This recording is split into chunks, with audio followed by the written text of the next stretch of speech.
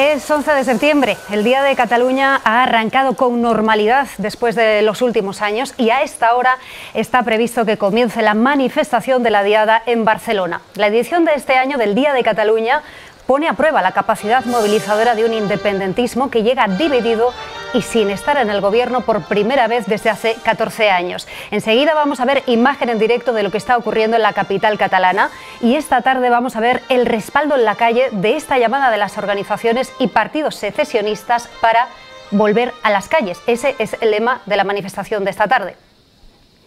Buenas tardes. La calle, con el acto estrella de la Diada en los últimos años, servirá hoy de termómetro del independentismo y cuando a nivel electoral ya se ha producido un cambio con el estreno del socialista Salvador Illa. Esta Diada llega con otras claves. La multitudinaria manifestación que se ha concentrado en los últimos años en Barcelona queda atrás para dividirse en hasta 5 marchas. Vamos a ver el mapa de la tarde. Hay hasta 5 concentraciones: Girona, Tarragona, Lleida, Tortosa y la capital, Barcelona. Y allí además el recorrido se va a limitar a poco más de 1 kilómetro entre la Estación de Francia y el Arco del Triunfo. Ese es el recorrido, lo estamos viendo en el mapa, que va a seguir la concentración, la manifestación que está convocada por la Asamblea Nacional Catalana en la capital, en Barcelona, y que está prevista que arranque ya por ese recorrido que estamos viendo en el mapa. Y ahí en Barcelona, en directo, está Ana Pantaleoni, redactora jefa del País. Buenas tardes, Ana. Ana, comprueba que no esté silenciada el micrófono. ¿Me escuchas? Ahora te escucho perfectamente. Ahora sí, Ana. Buenas tardes. Buenas tardes, ¿qué tal? Buena tarde. Buena tarde. Vamos a ver esta tarde cómo se desarrolla esa manifestación que ha convocado la Asamblea Nacional Catalana, pero por lo que hemos visto y por cómo se ha desarrollado durante el día de hoy y lo que ha pasado en estos últimos meses, ¿podríamos decir que es esta la primera diada post-procés? Podemos llamar la diada de cambio del ciclo. Por primera vez tenemos un presidente que no es independentista en una década y seguramente se conocerá cuando acabe la tarde como una diada un poco descafeinada. Estamos viendo que es una diada que se ha disgregado en varias ciudades, con lo cual nos va a costar tomarle el pulso para saber si ha sido un éxito o no. Lo que está claro es que llegamos a esta diada con los ánimos, sobre todo políticos, muy divididos. Ana, ¿podemos decir entonces que también se recupera un poco ese lado histórico de la diada y que en los últimos años había estado copado por las reivindicaciones independentistas?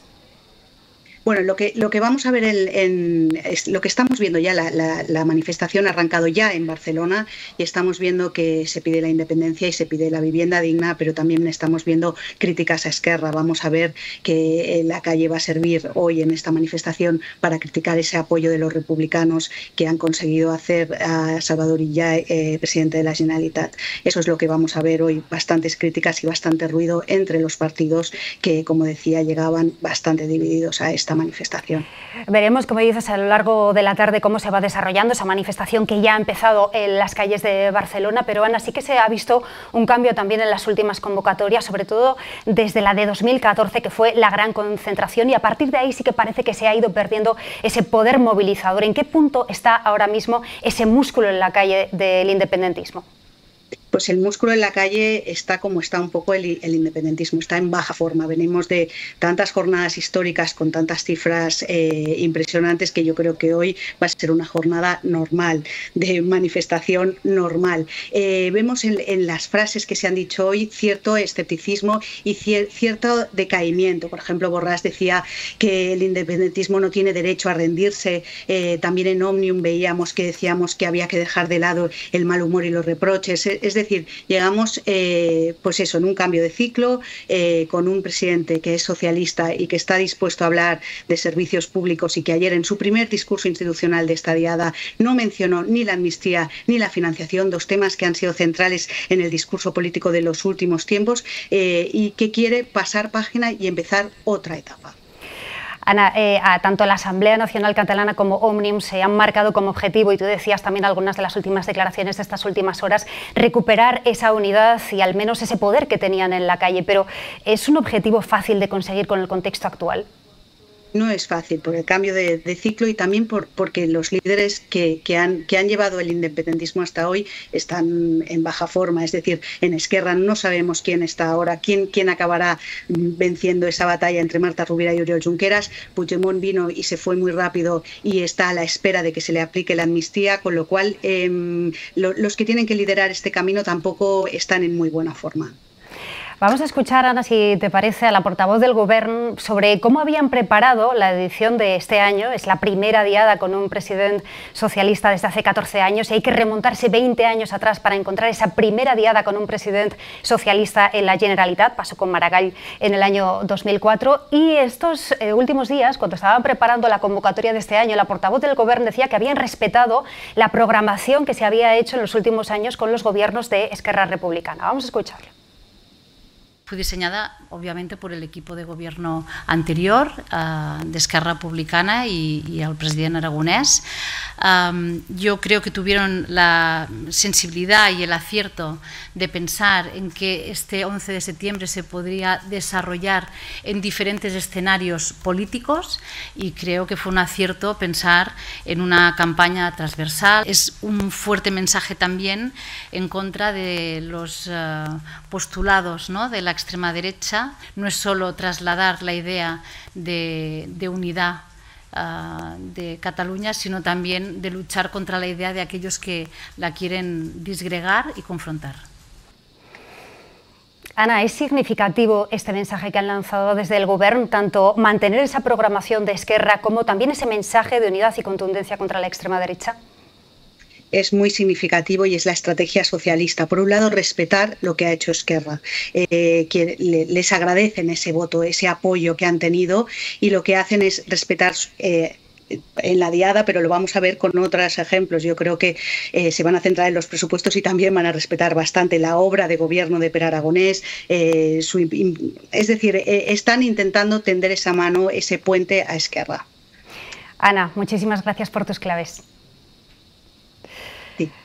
Sin duda, como decía la redactora jefa del País en Cataluña, es muy importante mantener esa buena relación con Esquerra porque recordamos que Salvador Illa es presidente de la Generalitat desde su investidura el 8 de agosto con los apoyos justos de los 20 diputados de Esquerra Republicana y los 6 de los comuns que, sumados a los 42 que tiene el PSC, daban justo esa mayoría absoluta necesaria para sacar adelante la investidura. Por lo tanto, lo vamos a ir viendo también a lo largo de esta legislatura cómo es necesario que se mantengan adecuadamente esas relaciones. Bueno, y el día de hoy, como es tradición, el acto que marca el arranque de las celebraciones de la Diada es la ofrenda floral que hacen partidos políticos y diferentes entidades al monumento de Rafael Casanova, la importante figura del catalanismo que era conseller en cap, consejero jefe de Barcelona cuando la ciudad cayó en manos de las tropas borbónicas ese 11 de septiembre de 1714.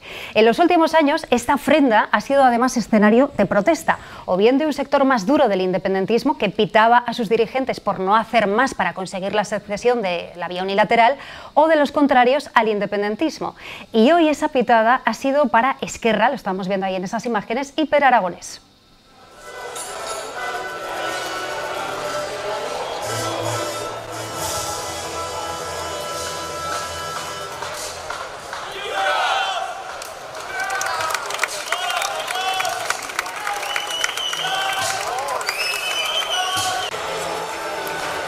Bueno, y esta imagen muestra también la evolución en este último año, porque hace 12 meses era el propio Aragonés quien acudía como presidente al frente de un gobierno independentista. Aquel día lo marcaban las negociaciones con Pedro Sánchez para poder formar gobierno a nivel nacional tras las elecciones del 23 de julio, y ahí la amnistía era una condición indispensable para poder pactar con el PSOE. Hoy la amnistía es ya una realidad. Hubo acuerdo para investir a Sánchez como el presidente y el independentismo ya no forma parte del gobierno de la Generalitat desde hace un mes, por primera vez en 14 años. Esta es la imagen de esta misma mañana, de la primera ofrenda floral en la que Salvador Illa participa, ya no como líder de la oposición, sino como presidente de la Generalitat. Saludo ya a Estefanía Molina, politóloga, y también a Javier Escartín, jefe de política del Huffington Post. Buenas tardes a los dos. Hola, buenas. Bueno, quedan atrás, Estefanía, todos esos años, los últimos años en los que desde la Generalitat se animaba a poder acudir a esa manifestación soberanista. Sí, desde luego. Yo creo que los años anteriores incluso el independentismo tenía la ilusión de que movilizarse era una forma de ejercer como palanca para que sus líderes siguiesen avanzando en las acciones unilaterales. Una correa de transmisión que en los últimos tiempos se ha roto porque los votantes son conscientes de que ahora mismo el año 2017 queda muy atrás, pero es que es más, no se ha vuelto a realizar ninguna acción unilateral, sino lo que le proponen Esquerra y Junts al Gobierno de España, o lo que son la base de sus acuerdos, son las medidas de gracia. En su momento los indultos y ahora la amnistía. Por tanto, el votante siente que no tiene ningún sentido en movilizarse. E incluso ello tenía una especie de brecha generacional. Yo recuerdo haber estado en Cataluña incluso el año pasado, que aún gobernaba el independentismo, y veía en las calles mayoritariamente personas de alrededor de 50, 60 años. Es decir, toda aquella gente joven, una generación que se ilusionó con el procés, que desde muy jovencito, durante 10 años su vida fue el proceso independentista, se siente hoy desafecta, y esos resultados los vemos en las elecciones. Vemos esa abstención, cómo se están yendo a otras opciones, cómo el PSC ha absorbido mucho voto pragmático, también se ha nutrido de esa desmovilización del independentismo, y qué decir que hay una parte de votante que se ha ido a Alianza Catalana, este partido que es como el Vox independentista, no solo por una cuestión migratoria, sino por el discurso de decirle a Esquerra y Junts que se han vendido contra el Estado. Y hoy Esquerra parece que es un poco la que paga el pato de toda esta situación, porque hay independentistas realmente cabreados con que le hayan dado el govern a Salvador Illa. Un poco el relato que hay en una parte del independentismo es que es el presidente españolista porque pone la bandera de España, porque participó en las manifestaciones contra el independentismo en el año 17 y le tienen el San Benito puesto. Pero ya hay otra parte del independentismo que es consciente de su derrota, de que sus líderes no tienen una hoja de ruta y que esto iba a pasar tarde o temprano. Javier, lo estaba comentando ahora Estefanía, ya se ha producido un cambio en el plano electoral, lo vimos tras las elecciones del 12 de mayo, y esta cita, que es la primera gran convocatoria desde entonces, es ahora una prueba para el independentismo, para poder mostrar el pulso, el músculo que tienen ahora de ese apoyo social en la calle. Hola a todos. Yo creo que es una diada de transición, ¿no? No podemos olvidar de que ahora mismo Esquerra, Junts, la CUP, es decir, los partidos que durante años han sustentado este proceso, este movimiento independentista, se encuentran totalmente divididos a la espera de sus respectivos congresos para designar a sus nuevos líderes. Por tanto, yo creo que dividir, fraccionar la manifestación este año en 5 ciudades diferentes, yo creo que viene a evidenciar de que obviamente ellos saben, y además reducir, como tú has comentado, Lorena, el recorrido de la marcha, viene a demostrar que ni el propio independentismo tiene claro, sabe que esta diada va a ser, no va a conseguir los éxitos o los números que obtuvieron en años anteriores. Recordemos que en 2014 llegaron a reunir a más de 1,8 millones en las calles. Saben que esta es una diada de transición, el independentismo se tiene que recomponer, los partidos independentistas tienen que escoger a sus líderes, lo ha comentado también la compañera en Cataluña. De momento tenemos a Esquerra totalmente dividida y en guerra entre los aliados de Marta Rovira, los de Oriol Junqueras, y también otras facciones que están asomando para intentar liderar el partido. Puigdemont parece que tiene el liderazgo bueno, más sólido en Junts, pero incluso el propio Torra hace 2 o 3 semanas le enseñó también la puerta de salida, recordándole que pese a que él ha gobernado no se consiguió la independencia. Por tanto, yo creo que ahora estamos en un momento de rearme de los partidos independentistas, del movimiento también. La Asamblea Nacional también tiene que remodelarse, y veremos a ver qué ocurre, ¿no? A partir de que pase esta diada, de que de nuevo los partidos se intenten rearmarse para, yo creo que provocar una nueva ofensiva, como bien ha dicho también Estefanía, para un poco quitar esa sensación e imagen de que se han vendido al poder del Estado, ¿no? Y que no son tan combativos como lo podían ser hace unos años. Estefanía, tú que has estado en varias de estas manifestaciones en Barcelona, y nombrábamos ahora la de 2014, ¿no? Esa gran concentración donde se consigue 1.800.000 asistentes. ¿Es para ti significativo que en la convocatoria de este año se vuelva a repetir un esquema que, por cierto, ya se utilizó en el año 2016 para dividir esa gran concentración de Barcelona en hasta 5 marchas repartidas por toda Cataluña? ¿Es esto significativo, Estefanía? Sí, es absolutamente significativo. De hecho, hoy en día muchas personas asumen que una vez la derrota del año 17 es evidente, lo que debería hacer todo el independentismo es buscar la unidad de acción de cómo se presiona al Estado en aras de sus objetivos. Claro, hablar de unidad de acción cuando asumimos que existe mucho temor a las penas de prisión y eso es lo que ha disuadido en parte el procés, parece algo utópico. Unidad de acción para hacer qué. Pero en eso está el debate. Incluso es el debate que vivimos cada día en el Congreso de los Diputados, de una Esquerra que asume que hay que pasar página, que el 1 de octubre fue un fracaso, y un Junts que se dice heredero de esas esencias, de ese legitimismo del presidente legítim Puigdemont, que fue depuesto por el Estado español y en algún lugar queda esa legitimidad que ellos enarbolan y aquel referéndum que algunos creen que ya se ha hecho y simplemente hay que aplicarlo. No está muy lejos de lo que está pasando. El problema que tiene hoy el independentismo, vamos a llamarlo oficial, Esquerra y Junts, a los dos les ocurre lo mismo, es que ya son percibidos como partidos del establishment culpable, y así lo piensan muchos afines a la ruptura, de que el 1 de octubre no fuera un éxito o no se pudiera aplicar. Y ahí nacen otras candidaturas que se presentaron a las elecciones en Cataluña, como por ejemplo las relativas a Asamblea Nacional, que es la que montaba las grandes manifestaciones, que aunque no tuvo representación en el Parlamento, presiona con ese discurso que decimos, de estos partidos están para salvarse ellos de sus penas y sus procesos judiciales. Alianza Catalana le ha salido mejor porque ha obtenido representación, pero tiene el mismo discurso. Y vemos cómo dentro del propio independentismo se han generado fricciones donde hay muchos independentistas de izquierdas que no quieren saber nada con Alianza Catalana. Esto es como decirle a Podemos que se tiene que poner de acuerdo con Vox en aras de un objetivo. Vemos que es imposible. Eso es lo que piensa Esquerra sobre Alianza Catalana o muchos militantes de la CUP sobre Alianza Catalana. Por tanto, esa disgregación demuestra que ya no hay una unidad de acción, no hay un objetivo por todo esto que estamos ilustrando, porque el Estado español aplicó la justicia, las penas consecuentes al 1 de octubre y luego también porque se ha demostrado que hay un Estado español que no es tan malvado. Desde el momento en que te indultan y te dan una amnistía, se borra ese imaginario de que esto es una pseudodictadura, el imaginario del lacito amarillo, que hoy ya no es ir como a Cataluña hace 6 años, donde el lacito amarillo estaba por todos lados. Ese imaginario de la represión que ellos dicen se ha diluido y ya vemos en las encuestas que la gente joven es mucho menos independentista que la generación precedente, incluso que el sentimiento de catalanidad ha ido a menos. Ahora ahondamos un poco más en esa ruptura, en esa separación que hay en el sector independentista, pero Javier, hemos visto también en las últimas horas un plano que es de verdad muy distinto, porque por una parte tenemos el discurso del PSC, que hoy hablaba de una normalidad institucional absoluta, recuperando ese carácter más histórico de la diada, y por otra parte está el discurso de Junts, en el que se habla de lo que llaman exilio infame, con referencia a Carles Puigdemont, que sigue en Waterloo. O sea, los planos son completamente distantes. Bueno, recordemos ayer el discurso institucional que hizo Salvador Illa, hablaba de la diada, ¿no? Que recordaba que pertenece a todos los catalanes, que es una fiesta que pertenece a todos los catalanes, porque es verdad que durante muchos años este movimiento ha estado secuestrado por el independentismo, ¿no? Hablaba de unir a los ciudadanos y recordaba que Cataluña ha sido una tierra de acogida y de solidaridad y que esperaba que eso volviera a ocurrir. Obviamente ese discurso de Salvador Illa, el primero de la diada como presidente de la Generalitat, rompe completamente con los que hemos escuchado en estos últimos años a Aragonés y desde luego a Puigdemont, ¿no? Pero yo creo que aquí en este caso,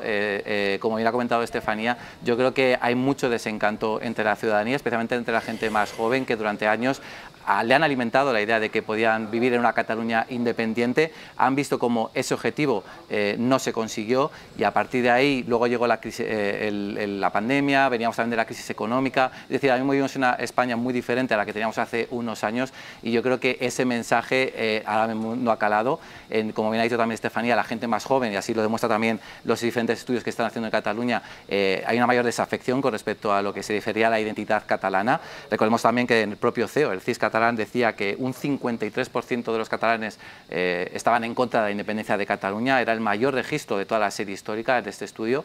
Por tanto, entendemos que obviamente yo creo que, aunque desde luego muchas de las decisiones que ha tomado el Gobierno y el PSC son desde luego discutibles, como puede ser también ahora esa financiación autonómica que se quiere otorgar a Cataluña, desde luego sí que han servido para cicatrizar una herida que va sangrando mucho tiempo y que va a conseguir que hoy en las calles de Barcelona haya muchísima menos gente de la que había hace tan solo unos años.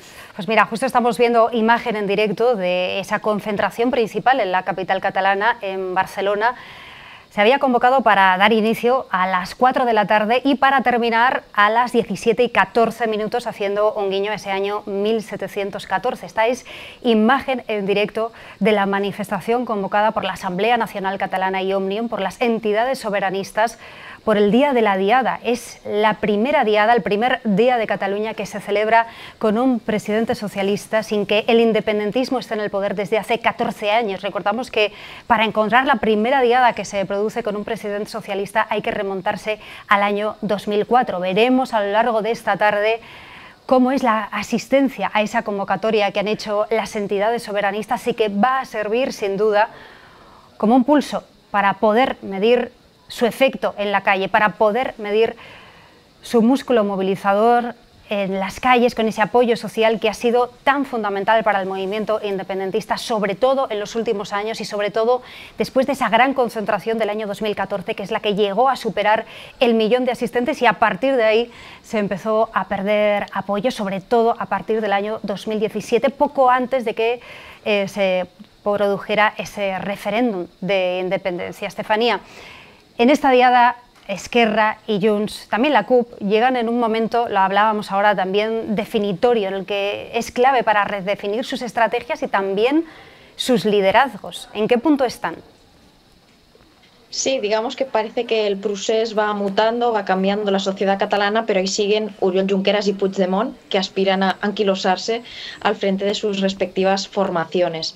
Digamos que yo creo que a Puigdemont todavía le queda mucho carrete como líder simbólico, porque es la estrategia de Junts, esta idea de que mientras Esquerra, traidora, ha abandonado las esencias del 1 de octubre, ahí tenemos este líder que viene, llega un día a España, trolea a todo el mundo, se vuelve a su casa a Waterloo, pero en el fondo, por mucho que muchos independentistas puedan sentirse vinculados a ese sentimiento de troleo o vacile o lo disfruten un rato, la realidad es que saben, aunque lo disfruten un rato, insisto, que no hay un plan para el día siguiente. Y eso ha cambiado respecto al año 17. Por tanto, Puigdemont es una figura simbólica que sirve para aglutinar el relato de Junts, pero para la práctica de lo que sería lograr la independencia ya no existe esa creencia ciega como si había en el 1 de octubre. Y por el lado de Junqueras, digamos que la renovación de Esquerra es más de lo mismo, porque la situación de Esquerra Republicana en estos momentos es compleja. En mi opinión, el llamado cupo, concierto catalán para Cataluña, no se va a producir porque los números no dan en el Congreso. Y esto no deja de ser una coartada que Esquerra ha utilizado para que sus bases le apoyaran la investidura de Illa. Entonces, que Junqueras ahora, digamos, se quiera volver a presentar y se desentienda de aquello que haya podido elegir la actual dirección en este ínterin de que él se ha retirado o lo invitaron a salir, es una forma de volver a un pasado, como yo vengo a reparar este partido, pero me desentiendo de lo que se ha elegido. Parece que el procés en liderazgos tampoco avanza. Tampoco avanza en el corto plazo. Probablemente en el medio y largo plazo ambos partidos van a sufrir una crisis. Esquerra, porque se dio un buen tortazo en las urnas, como ya vimos, y Junts, porque por más allá del minuto de gloria que pueda tener Puigdemont de vez en cuando, es un partido que tiene que reformularse mucho, porque de esto no se vive toda la vida. Estamos estancados en el momento presente, pero esto a largo plazo va a tener que cambiar. Y Javier, ¿cómo ha influido esa aparición tan breve de Carles Puigdemont ese día de la investidura de Salvador Illa, el 8 de agosto? ¿Cómo ha influido no solo dentro de las filas de Junts, sino también, no sé si crees que ha tenido algún efecto en ese poder movilizador del independentismo con un líder que lleva años fuera y que aparece tan brevemente para volverse a marchar? Yo creo que hay que recordar que cuando Puigdemont hizo esa marchada, ¿no?, salir huyendo de Barcelona cuando era perseguido por la justicia y en teoría los Mossos lo tenían controlado, aunque luego no fue tan así. Recordemos también que es verdad que se produjo en una mañana laboral, que era agosto, que igual las condiciones no eran las más óptimas, pero que tampoco fue un recibimiento en masa. Hubo pues unas cuantas centenares de personas que se concentraron en torno al Arco de Triunfo de Barcelona, pero que no fue un recibimiento masivo en olor de multitudes. Por tanto, hay que decir que ahí es verdad que Puigdemont consiguió el impacto mediático con su huida, con no ser finalmente detenido, pero en cuanto a movilización apenas obtuvo, yo creo que un seguimiento que quizá incluso desde la propia Junts esperaban, ¿no? Que el recibimiento fuera mayor, aunque, repito, fuera verano y fuera una mañana entre semana a las 9 de la mañana. Por tanto, yo creo que realmente eso, como bien ha comentado Estefanía, le dio un momento mediático, dio un momento de regocijo, sobre todo a las bases de Junts, no tanto desde luego a los de Esquerra, pero probablemente se quedó ahí, ¿no? Yo creo que el impacto que puede tener hoy esa visita fugaz de Puigdemont sea muy limitada y, como bien ha comentado la compañera, yo creo que sí, un problema que tiene el independentismo es que sus figuras, las que han liderado el proceso durante todos estos años, están caducados, ¿no? Junqueras está peleando por volver a obtener el liderazgo de Esquerra, pero sin un plan común, sin un plan concreto, y Puigdemont tampoco se sabe muy bien qué va a hacer, ¿no? Si finalmente luego revalida su posición, cuál es el plan, qué va a pasar mañana, porque tenemos a Salvador Illa como presidente de la Generalitat, cuál va a ser la nueva hoja de ruta. Yo creo que eso es lo que está provocando esa desafección y lo que, en cierta manera, creo que para intentar enganchar de nuevo a la gente joven habría que buscar de nuevo nuevos rostros, nuevas figuras que intenten, bueno, liderar ese nuevo proceso independentista. Estefanía, y ha habido polémicas también en las últimas horas, ¿no?, con Alianza Catalana, con esa formación de extrema derecha, porque parecía que la Asamblea Nacional Catalana no cerraba la puerta a invitar a esta formación a que asistiera a esta manifestación, pero Esquerra protestaba. ¿Y cómo ha quedado al final esta polémica? Sí, digamos que los partidos que son netamente de izquierdas, Esquerra y CUP, están absolutamente incómodos con este partido, porque es un partido soberanista, sí, pero un partido eminentemente xenófobo. Entonces, es lo que yo decía antes, es como si le dices a Podemos que se tiene que poner de acuerdo con Vox para sacar X leyes adelante. Lo vemos difícil y vemos una incongruencia ideológica brutal. Eso yo creo que es parte de la garantía de que Salvador Illa va a estar probablemente otra legislatura más, no solo esta que acaba de empezar, porque el propio independentismo le han salido agentes que son incompatibles entre ellos. Reeditar la mayoría independentista entre Esquerra y Junts, eventualmente que hubiera una mayoría en el independentismo, hoy debería contar con el concurso también de este partido soberanista y xenófobo que Esquerra no quiere ver ni en pintura, y eso le facilita mucho seguir apoyando al PSC, esta idea reactiva de que no quieren estar con gente que tiene estos discursos sobre inmigración y otras tantas cuestiones. Por tanto, es un seguro de la continuidad de este gobierno. A su vez, se está dando un fenómeno bastante curioso, porque Alianza Catalana no solo puede crecer por la cuestión del tema migratorio. Hay un orgullo herido en el independentismo, en el votante de Esquerra y Junts, que es esta idea, como decía antes, de que ha llegado un presidente españolista, Illa el españolista, así lo presentan desde los sectores cercanos a Junts. Y Alianza Catalana recupera una idea, que es que en estos años de procés, la obra de construcción nacional de Jordi Pujol, aquel nacionalismo de los años 90, se ha hundido. Por mucho que siempre hemos creído que el procés era étnico, nacionalista, vemos que el resultado demuestra que eso no era cierto. El procés intentó ensanchar su base y presentarse como algo instrumental, económico, social, unos beneficios que tenía salirse de España, y había que dejar de lado todos los elementos que fueran relativos a la nación. Vemos cómo el catalán cada vez se habla menos, la cuestión de sentirse la catalanidad va a la baja. Eso demuestra que el procés ha borrado esa obra de construcción nacional de Pujol, que es ahora lo que muchos independentistas lamentan. El debate hoy en Cataluña, en parte, es que la gente habla menos y peor catalán, que los jóvenes solo consumen streamers en castellano, que se ha desarticulado aquella idea de hacer país o de construir país, o aquel imaginario idealista de un sol poble. Y partidos como Alianza Catalana lo retoman, claro, obviamente con todo lo que eso lleva asociado, una exclusión a la gente que es de fuera hacia la sociedad más heterogénea. Pero cuidado, porque ese es un elemento que puede hacer que mucho voto se siga yendo a Alianza Catalana. El tema de un nacionalismo perdido, el tema de que Esquerra y Junts son unos traidores que pactan con el Estado, incluso la idea de que gobierna un españolista, dicen que es Silla, mientras Esquerra y Junts están esperando indultos y amnistías del Estado. Es un caldo de cultivo bastante peligroso alrededor de este partido. Por supuesto, no creo que vaya a llegar a los 40 escaños, pero tiene algo de margen para seguir creciendo. El cambio en Cataluña es evidente y, como explicas, Estefanía, tienen por delante en esta región muchos retos a lo largo de los próximos meses. Gracias, Estefanía, y gracias, Javier, por participar en esta programación especial por la Diada. Gracias. A vosotros. Buena Diada. Bueno, seguimos viendo imagen en directo de la manifestación convocada por Asamblea Nacional Catalana y Òmnium, por las entidades soberanistas que suelen estar detrás de esta organización, de la convocatoria de esta manifestación, que recordamos que en los últimos años ha sido el acto estrella de la Diada y que ha servido para mostrar la fuerza que ha tenido el independentismo durante todos estos años y que llegó a su punto más álgido con esa concentración del año 2014, cuando todavía gobernaba Artur Mas. Lo que pasa en Cataluña y lo que pasa en el Parlamento de Cataluña tiene consecuencias también a nivel nacional. Vamos a hablar ya con Elsa García de Blas y José Marcos, periodistas del diario El País, que cubren la información política del Partido Popular y del Partido Socialista. Buenas tardes a los dos. ¿Qué tal? Buenas tardes. Elsa, empiezo contigo porque el Partido Popular de Cataluña ha decidido, de hecho, no participar en los actos oficiales de esta Diada. Insistimos en que hay un presidente ya socialista, por no compartir esos actos precisamente con el PSC y con Esquerra. Elsa, me parece que estás muteada, quizás tienes el micrófono silenciado. Sí. Ahora te escuchamos. Elsa, cuéntanos. Sí, efectivamente, ¿no? Ha tomado esta decisión el PP catalán en un gesto de sobreactuación, ¿no? Evidente, porque estamos hablando, como bien comentabais en el programa, ¿no? De la primera Diada en mucho tiempo con un presidente no independentista.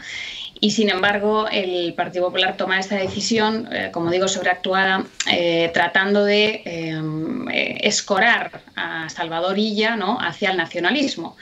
Esto es así porque en realidad, bueno, el PP está incómodo con la presencia de Salvador Illa al frente de la Generalitat de Cataluña, ¿no? Lo está tanto en Cataluña, el PP catalán, como también el PP nacional, ¿no? Porque, bueno, ya sabemos que desde el punto de vista estratégico no le viene bien al PP, por un lado, que no haya un gobierno independentista. Hablo en términos puramente estratégicos, no en términos de principios o de país, pero en la estrategia, pues realmente un presidente no independentista en Cataluña bueno, pone más difícil agitar el agravio, agitar la confrontación territorial con la Generalitat, de la que tanto ha vivido el PP. Y por otro lado, porque bueno, es evidente que la presencia de Salvador Illa en la Generalitat también sirve de alguna manera a Pedro Sánchez para bueno, construir un relato de que sus decisiones polémicas de la amnistía o los indultos a los líderes independentistas pues son de alguna manera propiciadoras de un fin del proceso, ¿no? Y eso se simboliza en primer presidente en mucho tiempo no independentista. Por eso el PP fuerza, sobreactúa su posición, ¿no? Trata de seguir retratando a Salvador Illa como bueno, un político cuasi independentista, han llegado a decirlo así, bastante parecido a algunos portavoces del PP, bueno, intentando que esos marcos de relato no se impongan, ¿no? José, esta mañana esa situación de Cataluña que nos estaba relatando ahora también Elsa se ha colado de lleno en la sesión de control del Congreso de los Diputados y tanto María Jesús Montero como Félix Bolaños insistían en defender esa postura en Cataluña con ese pacto con Esquerra, también con la financiación singular, pero ahí en los presupuestos generales a nivel nacional hay un partido que es clave, que sus apoyos son clave y es Junts, y lo que ha pasado en las últimas semanas no hace presagiar que la legislatura vaya a ser tranquila, ¿no?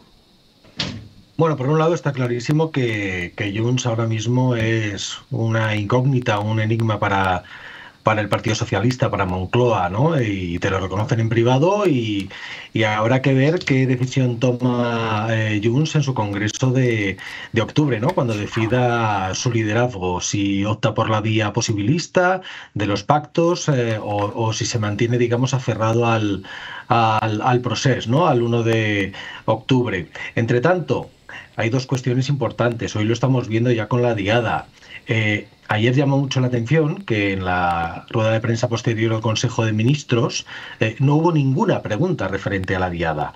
eso ya te indica mucho, ¿no? Que la diada, digamos, no es noticia, o no es noticia, digamos, como estábamos acostumbrados durante los 12 años, digamos, de Procés, ¿no? Entonces, que no sea noticia es una buena noticia. Este es uno de los mensajes que hoy te trasladaban distintos de responsables del Partido Socialista en el Congreso, ¿no? Y precisamente por ese motivo, digamos que Pedro Sánchez se va a aferrar mucho, ¿no? Quiere sacarle todo el provecho posible a una figura como la de Salvador Illa, con la que, bueno, se está recuperando el respeto a los símbolos comunes, a la institucionalidad. Lo hemos visto con cómo se ha recuperado, cómo ha regresado la bandera española al Palau de la Generalitat, cómo Salvador Illa recibió al rey, a Felipe VI, en un acto con motivo de la Copa del América en Barcelona. Es decir, dentro de esta estrategia a medio plazo del Partido Socialista estamos viendo hoy un pasito más de lo que esperan que, bueno, pues que contribuya, digamos, a mejorar las perspectivas electorales del PSOE, ¿no? De cara al próximo ciclo electoral. Y lo que apuntabas de hoy, lo que ha pasado con los presupuestos, y más allá Mira, de la, José, vamos a escuchar, antes de que incógnita... entres en el análisis, y ahora seguimos, vamos a escuchar precisamente lo que ha pasado en la sesión de control del Congreso y así podemos comentarlo mejor. Vamos a escuchar primero al diputado del Partido Popular cómo criticaba ese acuerdo de financiación singular para Cataluña. Manuel Co. Ahora que se ha comprobado que no hay solidaridad ni diálogo territorial, sino negociación bilateral con el Estado, como así figura en el acuerdo, ya no pueden seguir engañando a los españoles como habituales trileros. Ya está acordado y aceptado por su gobierno que sea la Generalitat la que gestione, recaude, liquide, inspeccione todos los impuestos. Usted, en el pacto que firmó con Esquerra, dio impunidad a los delincuentes. Tiró de la chequera de todos los españoles, perdonando 15.000 millones del despilfarro independentista. Pero no admitió lo que ahora traga, que esa cesión del 100% de los impuestos se contemplara en aquel acuerdo. Bueno, pues así acusaba a Manuel Cobo de engaño al Partido Socialista, y quien recogía el guante y le contestaba, porque la pregunta iba dirigida hacia él, es Félix Bolaños, ministro de la Presidencia, que ha sacado unos documentos y le ha respondido así. Un nuevo sistema de financiación singular para Cataluña, que responda al objetivo de resolver el problema sistemático de insuficiencia financiera de la Generalitat para atender a sus competencias. Aseguraremos que el nuevo modelo de financiación respete el principio de ordinalidad. ¿A usted esto le parece separatismo fiscal? ¿Le parece que se rompe la unidad fiscal de nuestro país? Sí, ¿verdad? ¿Verdad que sí? Pues es el programa electoral del Partido Popular en Cataluña en 2012. Gracias.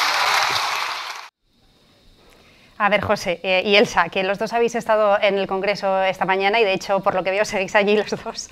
José, ¿cómo ha sido ese momento y cómo de cómodo está también el Partido Socialista tratando de explicar esa financiación singular para Cataluña? Pues mira, es que justo yo estaba en la tribuna siguiéndolo.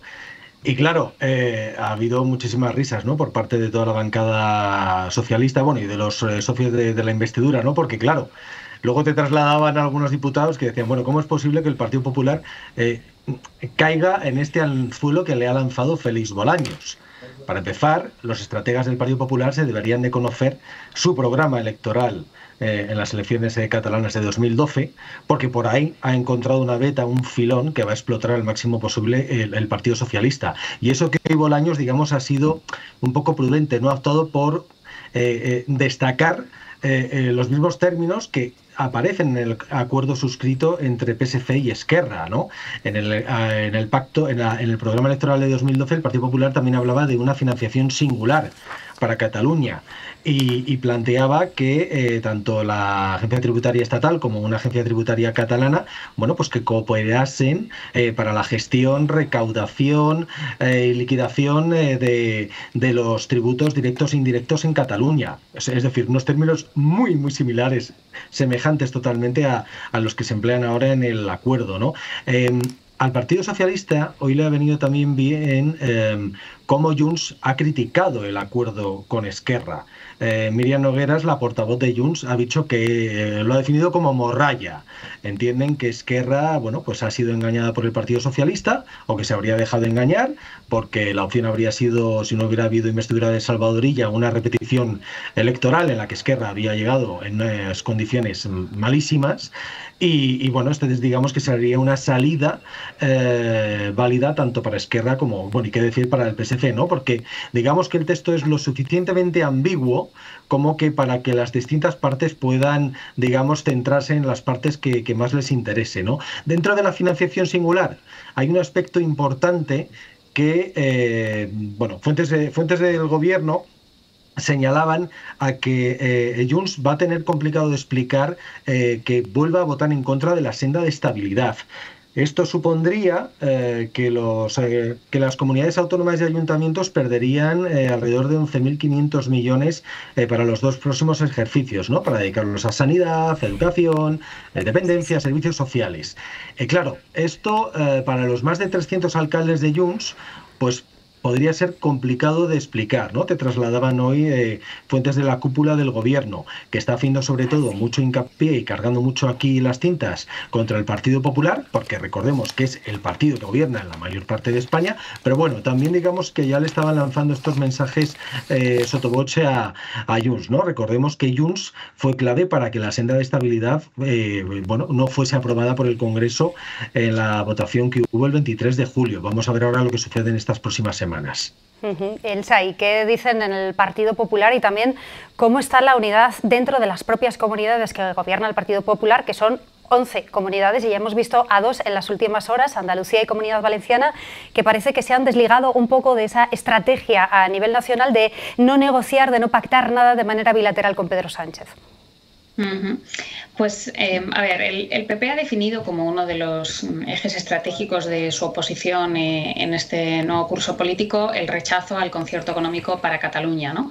El PP entiende, ¿no?, y así lo dicen pues, sus estudios internos, que el concierto económico, ya veremos en qué se sustancia exactamente, ¿no?, pero este acuerdo entre Esquerra Republicana y el PSC para una financiación singular en Cataluña genera bastante rechazo en gran parte de la sociedad española y que además permite una estrategia de agitar el agravio entre territorios, que es la que en estos momentos se están desarrollando, ¿no? Entonces van a seguir por este eje, convencidos de que incluso tiene más pegada que el rechazo a la amnistía o a los indultos de los independentistas, porque aquí estamos hablando de un tema económico y en un contexto además en el que, bueno, pues una parte de la ciudadanía puede percibir una erosión de los servicios públicos, pues toda idea, ¿no?, en parte populista de que, bueno, pues que algún tipo de trato de favor a las arcas públicas catalanas pues pueda significar que sus servicios públicos no mejoran, ¿no?, los de otras comunidades como desearán. Por tanto, el PP va a seguir por esta línea estratégica, lo tiene muy claro, aunque es cierto que también afronta contradicciones, lo mencionaba José, con ese programa electoral del Partido Popular de Cataluña en el año 2012, que también ha hablado de una financiación singular, pero no solo, porque también hay unas declaraciones de Alberto Núñez Feijóo en 2016, antes de ser líder nacional del PP, pero en las que, bueno, pues él reflexionaba sobre la idea de una financiación singular para Cataluña y decía que si bien en la Constitución del 78 los constituyentes no quisieron, ¿no?, establecer un concierto para Cataluña, a diferencia, por ejemplo, del País Vasco o el caso Navarro, era un asunto que se podía discutir, ¿no?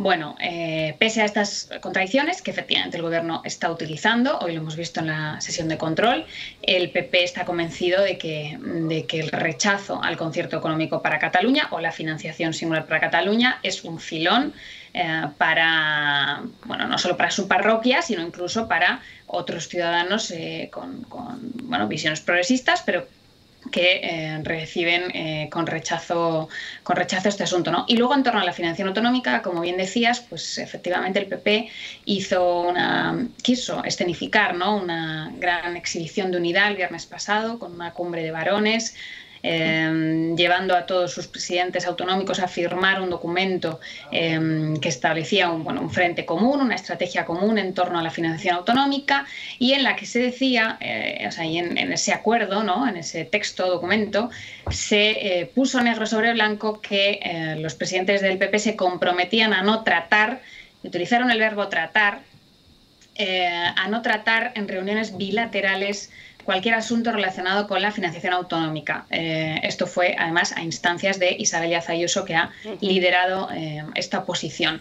Pero ¿qué pasa? Que, bueno, ese texto era muy concreto. Tratar, pues es un verbo que, bueno, hace alusión a hablar, ¿no? Hablar, negociar. Y entonces ahora, pues unos días después, algunos presidentes autonómicos del PP han reconocido que, hombre, hablar, ellos sí van a hablar, ¿no?, con Pedro Sánchez en esas reuniones bilaterales cuando se produzcan, sobre la financiación de sus autonomías. Entonces, bueno, pues han aparecido ahí unas primeras fisuras y rápidamente, pues la Dirección Nacional, hoy el propio Feijóo ha dicho no hay grietas, ¿no? Se han apresurado todos a tratar de cerrar esa vía de agua, ¿no? De hecho, en esas declaraciones que hacía referencia, Feijóo decía que donde estaban las grietas era en el gobierno del Partido Socialista y no dentro del Partido Popular. Ahí seguimos viendo esa imagen en directo de la manifestación de la Diada, y hoy se cumplen 20 años de la primera Diada con un gobierno socialista. Fue en 2004, con Pascual Maragall al frente, el gobierno tripartito puso fin a décadas de puyolismo. Jordi Pujol, que recordamos ha sido el líder con más poder que ha acaparado. Vamos a ver en un grafismo cómo ha sido ese histórico de los presidentes de la Generalitat a lo largo de la democracia. Hablábamos de Jordi Pujol, que gobernó más de 20 años de manera ininterrumpida, desde mayo de 1980 hasta finales de 2003. El proceso independentista lo inició Artur Mas, que era quien estaba gobernando en ese año 2014 cuando se produjo esa movilización tan grande con más de 1.800.000 personas. Carles Puigdemont cogió el testigo y lo llevó hasta su máxima intensidad con el referéndum de autodeterminación del 1 de octubre y la suspendida declaración unilateral de independencia. Quim Torra luego cogió el testigo tras huir Puigdemont a Bélgica, y Pere Aragonés es quien ha gobernado los últimos años hasta las elecciones del 12 de mayo. Su partido es quien ha facilitado, junto con los Comuns, la llegada al poder de la Generalitat del nuevo presidente, Salvador Illa, 20 años después de la primera Diada socialista con Maragall. José, ¿están tranquilos en el Partido Socialista? ¿Son optimistas con la legislatura que le espera a Salvador Illa, sabiendo que los apoyos que tiene son ajustadísimos y que necesita tener buenas relaciones con los partidos que le han apoyado para esa investidura, Esquerra y Comuns? Bueno, lo que está claro es que estamos en un otoño marcado por la incertidumbre, ¿no? Lo que pasa que el gobierno ya ha dejado claro que, aunque no haya presupuestos nuevos para 2025, en ningún caso habría una convocatoria de elecciones generales, ¿no? Eso sí que sucedió en 2019, cuando Pedro Sánchez no tuvo el respaldo de entonces el PDeCAT y Esquerra, y convocó elecciones generales anticipadas, pero claro, el contexto era muy diferente, ¿no? Él acababa de llegar a Moncloa unos meses antes, en junio de 2018, la situación política era muy diferente, ¿no? En cambio ahora el argumento que te dan en Moncloa y en Ferraz para no plantearse un adelanto electoral es que ahora mismo hay vigentes unos presupuestos aprobados, digamos, por el actual gobierno, es decir, entienden, son los presupuestos suyos, son expansivos, cuentan además con el viento de cola de los fondos europeos, y por lo tanto, bueno, pues no sería un drama que hubiera una prórroga presupuestaria, que sería la segunda consecutiva, ¿no?, si finalmente se produce, que yo creo que es un poco el escenario al que vamos. Cada día encuentras más miembros en el Congreso, ¿no?, en la bancada socialista y en cualquier otra en la que, bueno, pues ven cada vez la opción más probable que pueda haber una prórroga presupuestaria. ¿Qué te dicen en el gobierno para restarle relevancia e importancia? Que, bueno, que mientras la economía vaya bien, y esa sea la percepción que tienen los ciudadanos, pues que no haya unos nuevos presupuestos, pues bueno, no supondría, digamos, un daño político importante, al contrario. Otra cuestión muy diferente sería que España se encontrase en una situación económica mala, que los números que tiene pues fuesen, por ejemplo, los que estamos encontrando en Alemania, ¿no? Donde el año pasado se cerró con recesión, o cómo está la situación en Francia, más allá de la inestabilidad política, ¿no? Con todo lo que ha rodeado, todas las dudas que ha rodeado ahora al primer ministro elegido por Macron, que es conservador, que no tiene nada que ver con la izquierda que ganó las elecciones legislativas, donde Francia además tiene un problema con el déficit brutal, que si no toma medidas se le va a disparar por encima del 6%. En cambio, todo eso está bastante reconducido y bastante controlado en España, lo que tiene que ver con el déficit. Otra cosa es la deuda, que sigue siendo muy elevada, está por encima del 100% del PIB, pero bueno, digamos que progresivamente se sigue bajando. Pero, en definitiva, mientras la economía vaya bien, y el verano lo ha demostrado que va bien, ahí el gobierno entiende que no tiene problemas. Otra cuestión es esa minoría de la que apuntabas en el Congreso. Ahora mismo no se da la mayoría de la investidura que permitió que Pedro Sánchez fuese elegido otra vez presidente del gobierno. Ahí tenemos el caso de Junts, que no sabemos qué camino va a optar. Tenemos a Podemos, que se escindió de Sumar al poco de la investidura de Sánchez, y tampoco tiene sus votos garantizados el gobierno, son 4 diputados. Bueno, y hoy mismo hemos visto algo muy llamativo que hay que apuntar, que es la abstención de Ábalos. Ábalos se ha abstenido en la proposición no de ley que ha presentado el Partido Popular para el reconocimiento como presidente electo de Venezuela del ganador, ¿no? De González, exiliado desde el fin de semana aquí en España. Y aunque no era, digamos, una votación importante, sí que tiene mucho simbolismo, ¿no? Y la votación ya la tenía por perdida el gobierno desde que ayer ya se supo que el PNV la iba a votar a favor.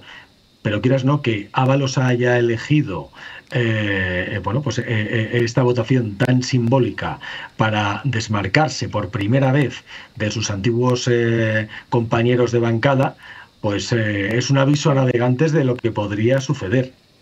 Sin duda, no solo son los 8 partidos que apoyaron la investidura de Sánchez, sino que también luego hay otras circunstancias como lo que ha pasado con Ábalos. Gracias a los dos por las claves y también por ese repaso a la hemeroteca que muchas veces pone encima de la mesa las contradicciones de los partidos. José, Elsa, gracias. Buen día. Gracias a vosotros. Bueno, seguimos viendo imagen en directo de la manifestación de la Diada. Este es el escenario que han preparado en Barcelona, pero recordamos que hay otras 4 concentraciones previstas para esta tarde en Girona, en Tarragona, en Lleida y en Tortosa. Esta es imagen en directo de las intervenciones que se están produciendo ahora mismo en el escenario que se ha preparado en la capital catalana. Saludo ya a Camilo Vaquero, periodista de El País en Cataluña. Camilo, ¿qué tal? Buenas tardes. Hola, ¿qué tal? Buenas tardes.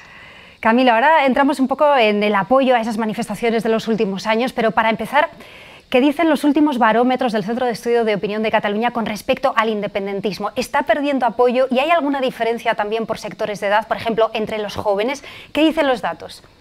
A ver, los datos nos muestran que efectivamente hay cierto pinchazo en el apoyo al independentismo en Cataluña, sin embargo, sigue siendo considerable. Veámoslo, digamos, desde las dos vertientes, ¿no? Desde la vertiente demoscópica, que podría ser esas encuestas de las que tú hablabas. El último barómetro del Centro de Estudios de Opinión nos mostraba que el apoyo a la independencia está en su mínimo histórico, mientras que el apoyo a la mantenerse en España está en su máximo histórico. Esta pregunta se incluyó a partir de 2014 en los barómetros del Centro de Estudios de Opinión y es bastante significativa. Pero además de esa tenemos otra que es la preferencia por la forma de relacionarse con el Estado. Y otra vez la comunidad autónoma vuelve a ser la favorita con la caída también del Estado propio. Esto ocurrió más o menos hace un año, ese sorpaso entre una opción y la otra, y nos muestran efectivamente pues, ese cambio de tendencia. Hoy ha habido también cierto revuelo respecto a unas cifras que hablaban de cómo también dentro de la juventud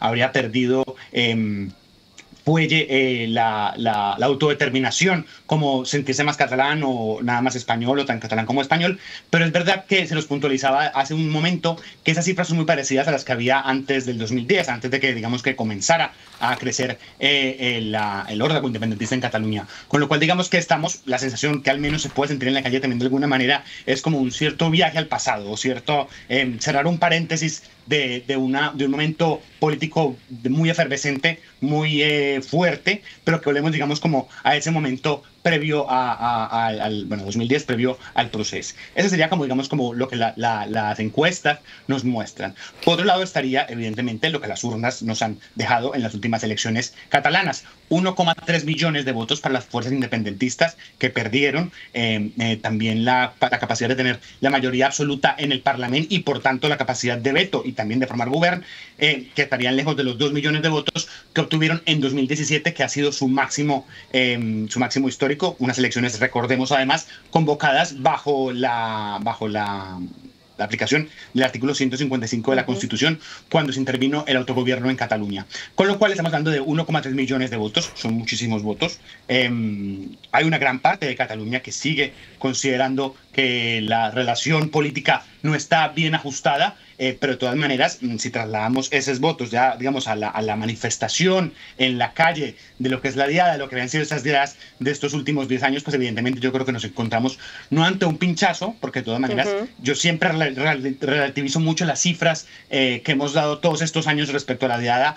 Siempre he dudado mucho que en 2014 se saliera 1,8 millones de personas a la calle. Me parece que es una cifra que es bastante surreal.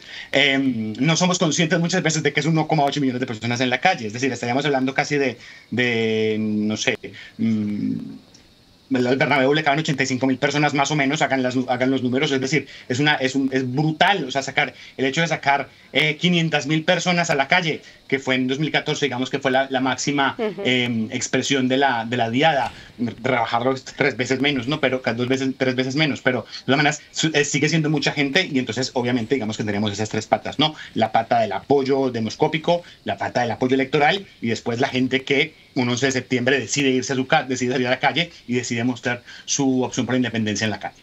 Veremos, Camilo, si en la manifestación de esta tarde se traduce también en la calle ese cambio de tendencia en el apoyo al independentismo que decías. Ahí estamos viendo la imagen en directo de una de las 5 concentraciones que hay para esta tarde. Esto es imagen de Barcelona. Hablabas ahora de la de 2014, que es cuando la policía de Barcelona contabilizó ese 1.800.000 asistentes.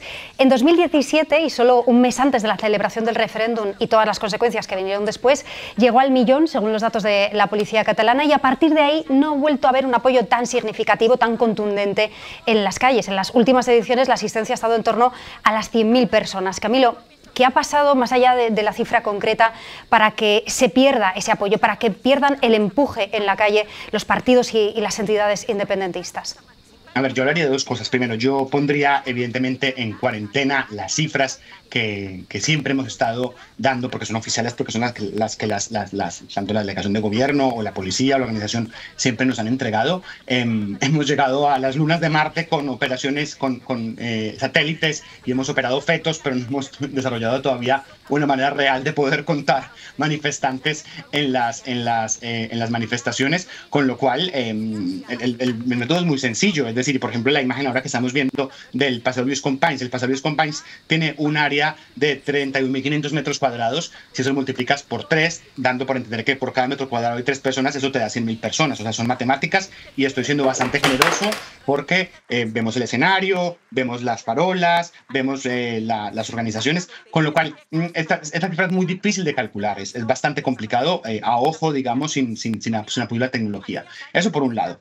Así, después de haber hecho este prólogo, diría que en la manifestación de hoy se recogen los frutos de 2 cosas. Primero, evidentemente, el cambio de ciclo político con la investidura de Salvador Illa y con el apoyo de Esquerra Republicana, es decir, un independentismo que hace una apuesta deliberada y una apuesta real, no exenta de problemas interiores y de peleas a nivel interno, de ir por una vía mucho más posibilista, el pacto, la negociación, y a cambio de ese apoyo intentar tener la clave de la caja de la hacienda catalana, y también al mismo tiempo intentar blindar algunas políticas que se hicieron durante el gobierno de Esquerra Republicana.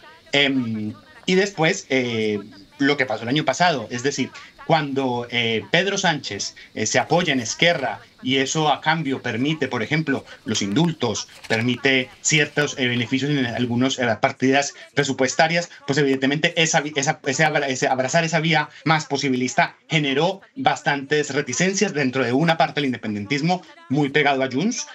Junts alimentó, digamos, esa confrontación. Recordemos que hace una diada o hace 2 días se le quitaba botiflers, traidores en catalán, a Esquerra Republicana, y después, posteriormente, digamos que alimentar ese monstruo de alguna manera de la antipolítica también se le vino en contra a Junts, porque Junts después resultó también siendo abucheada también por sus pactos, por ejemplo, con el gobierno por la amnistía. Con lo cual, yo creo que lo que presenciamos hoy es un divorcio real entre el independentismo a pie de calle, entre el ciudadano, entre las instituciones independentistas y entre los partidos independentistas, y esas últimas patas se encuentran obviamente en un proceso de reconstrucción. Con lo cual, no se puede dar por muerto el independentismo en Cataluña. Tenemos imágenes, si ahí hay 300, si ahí hay 100.000 personas, digamos, hagamos un cálculo bastante rápido, sin saber todos los cálculos oficiales, estaríamos hablando de todas maneras de muchísimas personas. El independentismo en Cataluña yo siempre lo defino como una especie de cebolla, ¿no? Con muchísimas capas, ¿no? Seguramente esa es la capa más irreductible, de la gente más monolítica, digamos, de la gente que estaba posiblemente hace muchísimos años también luchando por el independentismo y que no entiende y que no ha podido entender, digamos, los pasos más posibilistas que se han hecho, por ejemplo, desde Esquerra Republicana. Con lo cual, llega, Camilo, precisamente Esquerra a esta diada? De a quién podían interpelar estos, a qué fuerza política podía interpelar de alguna manera más clara a este caldo de reductibles del independentismo, y seguramente Alianza Catalana tendrá ahí mucho que decir, y también precisamente por eso Esquerra y Junts y también la CUP van a unos congresos, porque necesitan ajustar su mensaje y ajustar su estrategia en un momento en el que la hegemonía socialista es evidente también en Cataluña. Camilo, y en concreto, Esquerra, ¿cómo llega a esta diada? Porque esta mañana hemos visto imágenes de cómo se producía una pitada a los dirigentes de Esquerra, entre ellos Pere Aragonés, durante la ofrenda floral, y nombrabas también lo que ocurría en la diada de hace unos años, en 2022, cuando Esquerra decidió no acudir a esa convocatoria porque había una ruptura y había entonces unas diferencias claras con Junts. Vamos a escuchar lo que dijo precisamente Pere Aragonés en 2022. Yo participaré en todos los actos en los que podamos reforzar esta visión inclusiva, también inclusiva por parte de los que creemos en la libertad de Cataluña, que defendemos la independencia de Cataluña. Vamos a seguir defendiendo la independencia de Cataluña, sabiendo que el movimiento a favor de la independencia es transversal y es diverso. En todos los ámbitos en los que se pueda reflejar esta diversidad, voy a estar presente, evidentemente también en los actos institucionales que convoca el Govern, que convoca el Parlament de Cataluña, en los cuales, pues evidentemente, vamos a reforzar los elementos de cohesión social y también de cohesión cultural, lingüística, en definitiva, cohesión nacional de nuestro país. Camilo, poco después de ese momento, de esas declaraciones de Pere Aragonés, Junts abandonó el gobierno por considerar que no se estaba avanzando lo suficiente en la senda independentista, y Esquerra llega ahora a este año, después de haber perdido el gobierno, después de esas elecciones del 12 de mayo y habiendo facilitado un gobierno a un presidente socialista. ¿En qué punto está ahora mismo Esquerra? A ver, Esquerra está en un momento muy complicado, que también es como una cosecha de varios asuntos. El primero, un ciclo electoral bastante malo, en el cual las 4 últimas elecciones ha tenido resultados bastante pésimos. Por ejemplo, en las municipales perdió 1 de cada 3 votos. En la mayoría de la pérdida de voto independentista se le podría achacar a Esquerra Republicana, es decir, su discurso post-amnistía, perdón, post-indultos, no ha logrado conquistar, no ha logrado llegar a esa base que había considerado que había logrado ampliar.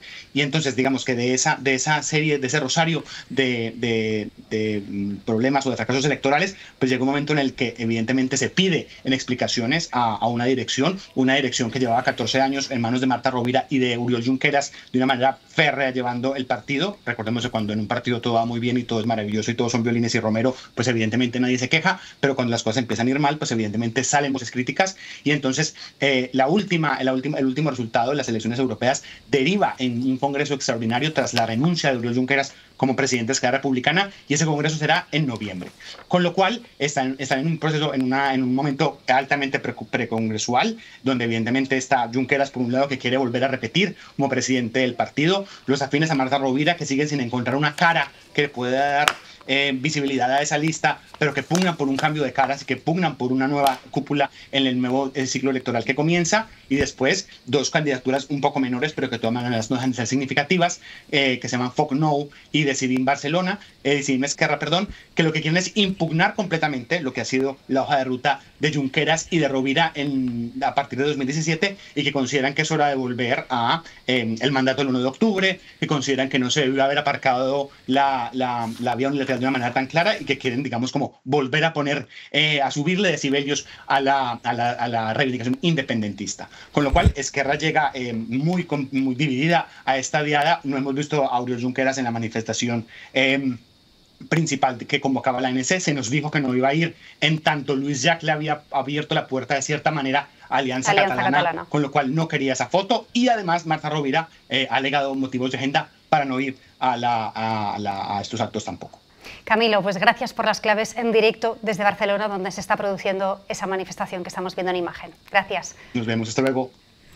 Veremos a lo largo de esta tarde y con los datos que haya cómo ha sido la participación, cómo ha sido el apoyo a esta diada, esa manifestación de la diada que durante los últimos años ha sido uno de los actos más fuertes del independentismo, y que en esta diada llega con otro contexto y con otra situación distinta. Los datos que han dado desde las fuentes oficiales, desde la policía catalana, son estos a lo largo de los años de Guardia Urbana. En 2014 es la que decíamos que se produjo la mayor concentración, con ese 1.800.000 asistentes, y a partir de ahí ha bajado un poco el apoyo. Ya nos explicaba Camilo desde Barcelona que en cada una de esas convocatorias tiene sus condicionantes y tiene circunstancias que explican también ese dato. Veremos cómo se traduce el movimiento independentista en número de asistentes en la diada de este año. Bueno, pues vamos a hablar ya con Cristina Monge, politóloga, y Berna González Harbour, periodista. Buenas tardes a las dos. Bueno, hemos escuchado en las últimas horas ese discurso institucional de Salvador Illa, que tiene dos partes. Por una parte, el contenido, y ahora vamos a escuchar parte de esa declaración, y por otra parte, la escena, las formas, cómo se lleva a cabo. Cristina, este año el discurso Salvador Illa ha decidido, y además era una decisión personal, volver a hacerlo desde el Palau de la Generalitat, y esto es significativo, ¿no? Porque en los últimos años Pere Aragonés no había hecho ninguno de los 3 últimos discursos en el Palau de la Generalitat, y los había ido haciendo desde distintos puntos de Cataluña. ¿Cómo de significativo es ese discurso de Illa? Bueno, pues es muy significativo. Como bien decías, es el primer discurso de Illa president en una diada. Vuelve a ser institucional. En esto que comentabas, se hace efectivamente desde el Palau, no se hace en la calle, no se hace de alguna forma en un ámbito de movilización social, sino que vuelve a la escena institucional. Repite, yo creo que eso que ha venido diciendo desde que tomó posesión del cargo, de que quiere gobernar para el conjunto de los catalanes y catalanas, y como siempre tan importante es lo que se dice como lo que se calla. Ninguna alusión a la polémica en torno a la financiación autonómica o a los acuerdos que han hecho posible este gobierno. Por lo tanto, yo creo que lo que intenta ahí es dar un discurso subrayando mucho el ámbito institucional, el ámbito formal, y le devuelve esa formalidad a la diada. Berna, además en este debut de Salvador Illa como presidente de la Generalitat, en este discurso, en una fiesta tan importante para Cataluña como es la diada, ha insistido en una idea que le hemos escuchado también mucho desde que tomó posesión como presidente, que es la convivencia. Vamos a escucharlo y ahora lo comentamos. Per gaudir, per passejar, per reflexionar qui som i cap a on volem avançar com a país i com a societat. Una jornada per refermar la nostra voluntat de ser i de conviure. Però sobretot la Diada Nacional ha de ser un moment per a compartir i per a retrobar-nos, perquè la Diada ens pertany a tots els catalans i a totes les catalanes. Ciutadans i ciutadanes de Catalunya, la Diada és una gran invitació a conviure i a compartir. Gaudiu-la amb alegria i civisme. Molt bona diada a tots y a totes. Berna, ¿cómo valoras esa insistencia de Salvador Illa, que por cierto, lo comentábamos también al principio del programa, ha mantenido el programa de Esquerra para la diada que ha seguido en los últimos años? Sí, apenas lleva un mes y no le daba tiempo ni ha querido, ¿no? Porque yo creo que esto encaja mucho con el estilo de Illa. Bueno, esto es lo más importante, lo que habéis resaltado, ¿no? Ha querido mostrar que es un presidente inclusivo, que estamos ante una nueva etapa, 14 años después, o sea, después de 14 años de división de que escuchábamos a los presidentes de la Generalitat hablar para los suyos, porque era muy vergonzoso, y aquí lo hemos analizado de esta manera crítica año tras año. Hablaban solo para los suyos, solo para los independentistas, mientras que Illa quiere subrayar en todo momento que él gobierna para todos y que incluye a todos y a todas. De hecho, incluso ha hecho un guiño a los inmigrantes y ha dicho que Cataluña es una tierra de acogida y que quien esté en Cataluña, quien trabaje en Cataluña, es catalán. Y luego también ha subrayado muchísimo lo que viene siendo la bandera de su mandato, los servicios públicos, que es importantísimo porque vemos cómo en las últimas elecciones se vio claramente el fracaso independentista en las urnas, también porque los servicios públicos, la educación, la sanidad, todas aquellas cosas que componen la vida de los ciudadanos habían entrado en un declive formidable. Y ya ha subrayado de nuevo todas estas cosas, o sea, ha hablado de universidad, ha hablado de educación, ha hablado de sanidad, ha hablado de las cosas que preocupan a la gente y bueno, pero sobre todo es eso, la inclusión y el hablar para todos. Cristina, sigue habiendo de todas maneras muchas dudas sobre uno de los asuntos clave con respecto a Cataluña, que es esa llamada financiación singular. No se ha explicado cómo se llevaría a cabo en detalle, si sabemos que Cataluña recaudaría todos los impuestos, que luego daría una aportación al Estado, una cuota de solidaridad, pero no se sabe ni cómo se calcularía, ni cómo se haría. ¿Cómo pesa para el Partido Socialista y en concreto para Salvador Illa, para el PSC, ese ámbito de la comunicación, de no explicar del todo esa financiación singular? Pues pesa muchísimo. Yo creo que tiene un enorme peso y un enorme coste, hablando de financiación, porque ya sabemos que en política y mucho menos en comunicación política el espacio vacío no existe y lo que no llenas tú, pues lo llenan otros. Y si tú no explicas algo, pues ese algo acaba siendo explicado por otros y cada uno de acuerdo a su marco, a lo que le interesa subrayar, etcétera, etcétera, ¿no? Creo que durante estos días se ha insistido bastante en la idea de que el documento de ese acuerdo, leído con todo el detenimiento, yo creo que es un ejercicio de finura política en la redacción, ¿no? En los términos. Está pensado para que cada cual pueda defenderlo con los suyos sin molestar demasiado a los contrarios. Pero luego es verdad que la concreción puede ser muy distinta en función de cómo se vaya avanzando en las negociaciones, las conversaciones, etcétera, ¿no? Por lo tanto, queda allí un hueco todavía muy importante por ver. No solamente eso, sino que en estos momentos, en la medida en que se van dando pasos, ¿no? Haciendo declaraciones, por un lado, intentando dar alguna explicación por otro, o están muy medidas o pueden generar también reacciones en la otra parte. Lo vimos hace unos días cuando María Jesús Montero decía que ahí no había ningún tipo de cupo, ni de convenio, ni de nada por el estilo. Inmediatamente eso provocó la reacción de Esquerra Republicana. Una reacción que va a tener siempre dos sedes diferentes. Primero, la que se va a producir en Cataluña, que es el epicentro, ¿no?, de toda la polémica, pero segundo, sin obviar la onda expansiva tan importante que tiene en el conjunto de la política española y en concreto en el Congreso de los Diputados. No nos cansaremos de repetir esa frase de Antonio Ortúzar tan importante, yo creo que es lo que mejor define esta legislatura, cuando dice el gobierno necesita todos los votos todo el tiempo. Bueno, pues ahí tanto Esquerra como Junts, lógicamente, van a tener un elemento donde poder, de alguna forma, friccionar en ese debate acerca de cómo se concreta el acuerdo de financiación. Berna, en el PSC insisten además en esa normalidad institucional, sobre todo en este acto de la Diada que en los últimos años está copado por las reivindicaciones independentistas, pero sin duda sigue habiendo elementos que generan muchísima tensión, como por ejemplo esa ley de amnistía, y hoy precisamente el Tribunal Constitucional ha admitido ese recurso del Supremo, un recurso de inconstitucionalidad por, dice el Supremo, no respetar la igualdad de la ciudadanía.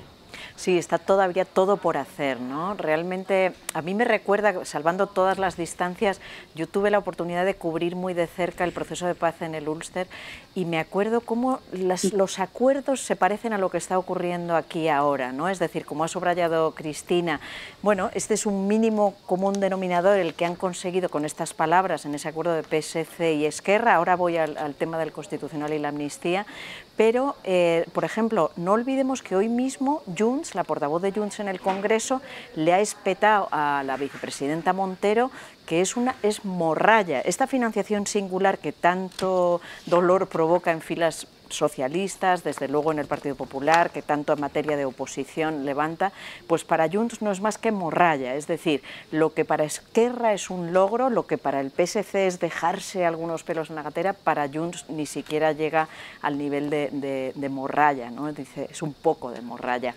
La amnistía es otra de las asignaturas a resolver. Bueno, pues el gobierno, o sea, el Partido Socialista acordó con Junts y también con Esquerra llevarlo adelante, se realizó esa ley, se consiguió aprobar con todas las dificultades, incluidas las zancadillas que le ponía Junts, y no se ha logrado aplicar. No se ha logrado aplicar por las reticencias de algunos jueces a aplicarlo concretamente a Puigdemont y por alguna otra causa abierta. Entonces, bueno, el camino es muy complicado y las sensibilidades están, las espadas están en alto mientras Puigdemont no pueda volver. Por eso, bueno, el Tribunal Constitucional lo acoge, lo admite a trámite, el exministro Campo se ha excluido y así lo ha admitido también el Constitucional.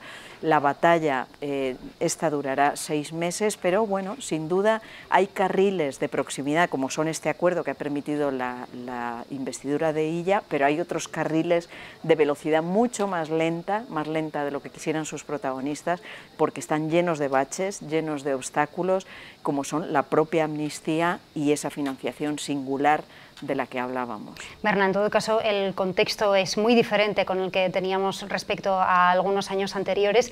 ¿Se puede decir, o crees que se puede decir, que esta diada, con lo que estamos viendo y con lo que ha pasado también en los últimos meses, es la primera diada post-procés? ¿O crees que ese fin ya había empezado años atrás y que ahora con perspectiva se ve de otro modo? Bueno, es la primera diada con un presidente no independentista, y decir eso ya es decir bastante, ¿no? ¿Qué ha ocurrido? Que el independentismo ha fracasado. Hay que decirlo así de alto, el independentismo ha fracasado, no por sus ideas, eso es otro debate, sino por sus métodos, por sus intentos de ruptura, que fueron frenados por las vías institucionales, pero que han encontrado el cansancio y una ruptura generacional en la calle. Hemos destacado, lo destacaba muy bien Camilo y lo comentabais antes, las encuestas de estos días que reflejan un mínimo histórico en el apoyo al independentismo y especialmente en las generaciones jóvenes.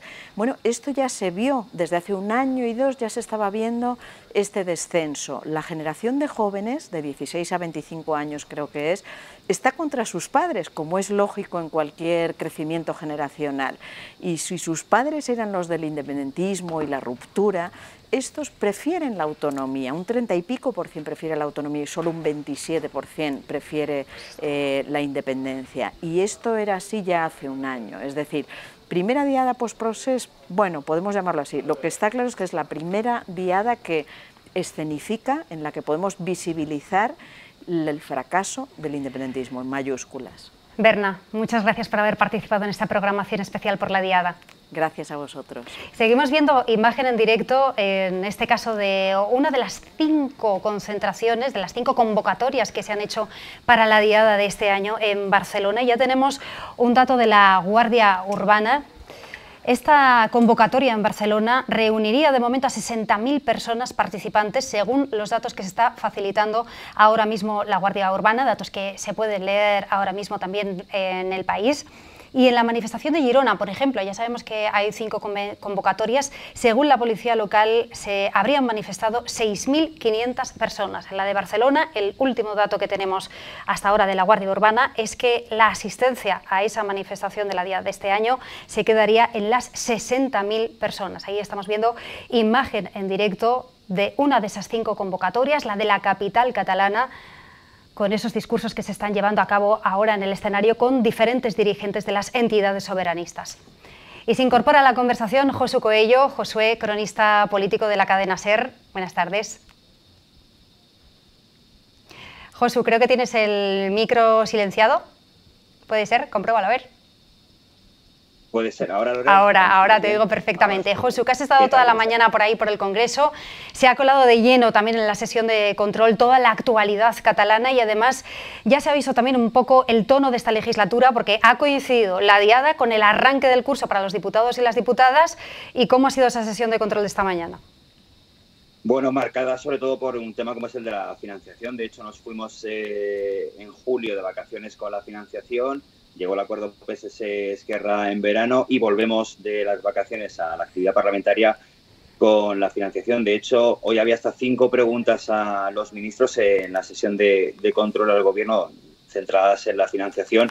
Había una moción del Partido Popular también sobre financiación. Es decir, es el tema de actualidad que va a marcar no solamente la segunda mitad del año, ya lo veíamos al final del curso político, sino este trimestre que queda, por la aprobación de presupuestos, por cómo hemos visto cómo Junts va alejándose poco a poco del Gobierno, cómo a su vez Esquerra está expectante a ver cómo se desarrollan los acontecimientos, y con el Partido Popular, que ahora mismo está partido en dos en cuanto a la estrategia que afrontar por parte de sus varones respecto a la financiación. Por lo tanto, se ha colado en el Congreso, el curso político ha vuelto con la financiación en todo lo alto y no tengo ninguna duda de que va a ser el tema central de aquí, al menos hasta final de año, sin olvidar que entre medias tenemos la negociación presupuestaria que el Gobierno lo tiene bastante crudo para sacarlo adelante. Así que el discurso político, el discurso de aquí del Congreso se va a centrar básicamente en los próximos meses en la financiación.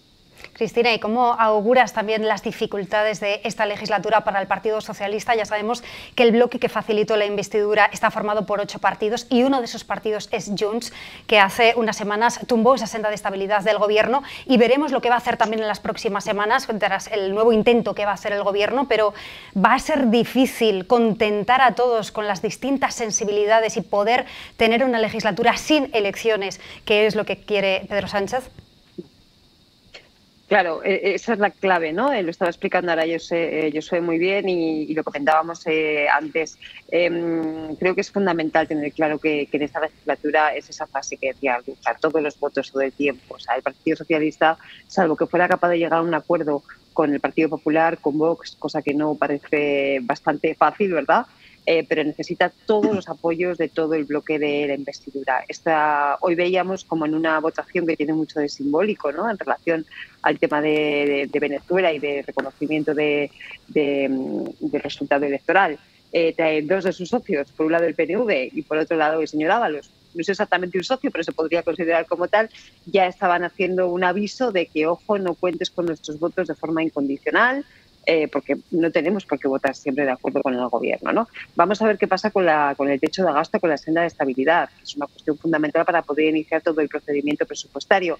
Por lo tanto, yo creo que allí los negociadores del Grupo Socialista y del propio Gobierno van a tener que empeñarse a fondo en mantener cohesionado ese bloque, puesto que otra alternativa resulta más improbable todavía. Esa yo creo que es el gran desafío. Así todo, en este contexto, el otro día el presidente Sánchez decía aquello de yo seguiré adelante con o sin el Congreso, con o sin el apoyo del Congreso, lo cual es unas declaraciones de voluntad política, pero que todos sabemos que en ese caso realmente el margen de acción, si no se cuenta con una mayoría parlamentaria, se reduce muchísimo. ¿Se pueden prorrogar los presupuestos? Por supuesto que se pueden prorrogar los presupuestos, pero el margen de acción política se reduce mucho. Se puede intentar poner más el foco en cuestiones ejecutivas y menos en legislativas, por supuesto que también, pero estamos en lo mismo. El margen de actuación se va estrechando progresivamente. Por lo tanto, yo creo que ese es el auténtico desafío al que se enfrenta el Gobierno y, como bien decías antes,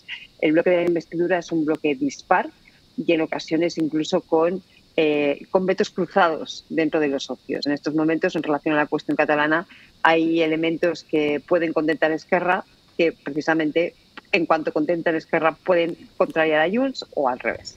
Claro, porque justo esto que decía ahora Cristina, ¿no, Josu? Cómo se está notando también esas relaciones en el Congreso, el pacto en el Gobierno de Cataluña entre el PSC y Esquerra a nivel de Junts, y ahora cómo se va a repartir o cómo de fácil va a ser para el Partido Socialista repartir entre unos y otros para poder lograr el acuerdo y tener contentos a todos. Sí, y fíjate, Lore, que en el Gobierno son conscientes de que ahora mismo la relación con Junts es compleja. La situación de Junts, lo comentabais antes, a nivel orgánico es complicada, tiene que reinventarse ese Junts post-Carles Puigdemont, y están en un momento ahora mismo en el que es imprevisible el voto y el camino que va a seguir Junts. En el propio Gobierno saben que esto es difícil, pero en cualquier caso, cuando preguntas, de hecho, por ejemplo, hoy preguntábamos en los pasillos del Congreso a la vicepresidenta y ministra de Hacienda, María Jesús Montero, sobre Junts, precisamente, si temen que puedan decir que no tanto a ese techo de gasto como posteriormente a los presupuestos.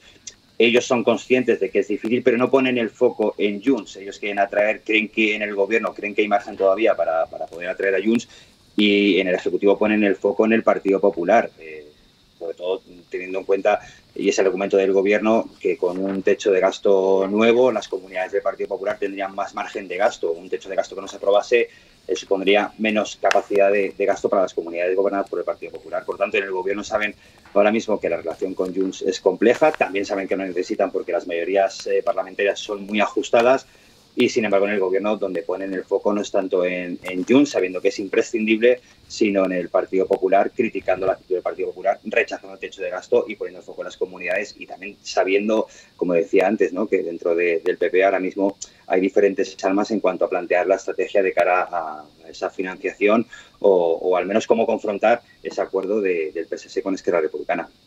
Y titular final para los dos, estamos viendo imagen en directo de la concentración de Barcelona, una de las 5 convocatorias que había para esta tarde, en esta diada que marca un cambio de época, al menos en el Ejecutivo, porque es la primera vez que se celebra con un presidente socialista desde hace 14 años. Josu, ¿crees que marca un cambio de época y también con el apoyo y la unidad dentro del independentismo que tienen ahora un otoño con congresos muy importantes para redefinir sus estrategias? ¿Crees que se abre una nueva etapa? Sí, yo creo, Lore, que la clave la acabas de dar en esta última frase, ¿no? Son los congresos de los partidos los que durante el otoño marcarán un poco el devenir y el futuro de esos partidos. Tanto Esquerra como Junts ahora mismo están en un liderazgo invisible, y los congresos de ambos partidos van a delimitar un poco cuál va a ser la estrategia tanto aquí en Madrid como en el entorno independentista. Por lo tanto, es interesante ver cómo es esta primera diada sin un líder independentista, con Salvador Illa al frente de la Generalitat, y evidentemente es un cambio de tendencia. Pero habrá que ver cómo se reconfiguran los liderazgos ya a nivel orgánico, tanto Esquerra como Junts, tanto en su estrategia de cara al independentismo como su estrategia aquí en Madrid.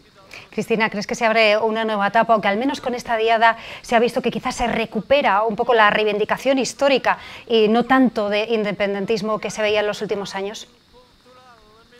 Bueno, yo creo que es la primera diada del resto de las diadas, ¿no? Hasta ahí creo que se puede leer, y efectivamente muy pendientes de qué pasa en esos congresos y muy pendientes también de cómo se vaya concretando esos acuerdos de financiación y todo lo que rodean, para ver cómo puede ser el devenir de los próximos tiempos. Pero efectivamente esta marca un antes y un después con el resto desde el punto de vista institucional y también desde el punto de vista social. Estamos viendo una participación mucho más baja que en otras veces, pero estamos viendo también el movimiento social independentista más dividido, con contradicciones importantes, abriendo la puerta a la Asamblea Nacional Catalana, por parte de colectivos que tradicionalmente se han reivindicado como más propios de la izquierda. Es decir, estamos en un momento convulso en todo ese espacio, que yo creo que efectivamente marca un punto de inflexión, y a partir de aquí habrá que ir viendo, analizando cómo se concretan esos acuerdos, cómo reaccionan los partidos políticos, cómo nuestras plataformas ciudadanas que estamos viendo ahora mismo la imagen van también reposicionándose, etcétera. Pues Cristina, Josu, muchas gracias por ayudarnos a analizar y a entender esta diada, que tiene unas características, como estábamos contando, muy especiales. Gracias a los dos. A vosotros. Adiós, gracias Lore. a vosotros. Y nos despedimos en este punto con esta diada que, como estábamos contando, es la primera con un presidente socialista desde hace 14 años, con esa imagen en directo de una de las 5 convocatorias que estaban preparadas para esta tarde, esas convocatorias de las manifestaciones de las entidades soberanistas que se han producido en 5 ciudades, y esta que estamos viendo, la de Barcelona, según los últimos datos de la Guardia Urbana, han participado 60.000 personas. Gracias por seguirnos. So